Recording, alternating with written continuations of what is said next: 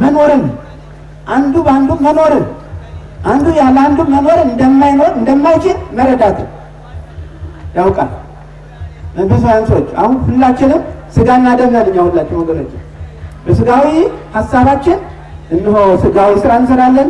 ከእግዚአብሔርም ከሰው እንርቃለን፣ ከራሳችን እንርቃለን፣ ከቤተሰቦቻችን እንርቃለን።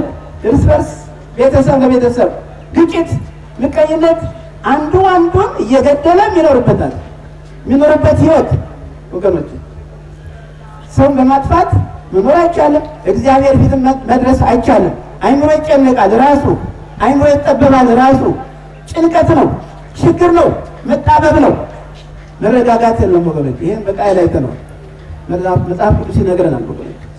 ስለዚህ ወንድም አሁን የምታየው በየሚዲያው የምታዩት ይሄን ባል ሚስቱን እያፈነ የሚገልበት ጊዜ ባል ወንድሙ እያፈነ የሚገልበት ሰዓት እንግዲህ ይሄን ያህል ነው። ይሄ እለቱኛ ዘመኑ የት ነው መቼ ነው ብለን አናውቅም።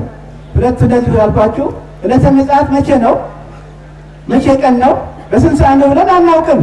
ግን ተዘጋጅተን ቅድም እንዳልኳችሁ ጊዜው እንደሚያልፍ አስበን አውቀን ተረድተን ተዘጋጅተን በቅድስና በንጽህና በታማኝነት እግዚአብሔርንም እኛንም ለእግዚአብሔርም ታማኝ ለእኛም ታማኝ ለራሱ ሰው ለራሱም ጭምር ታማኝ መሆን ያስፈልገዋል።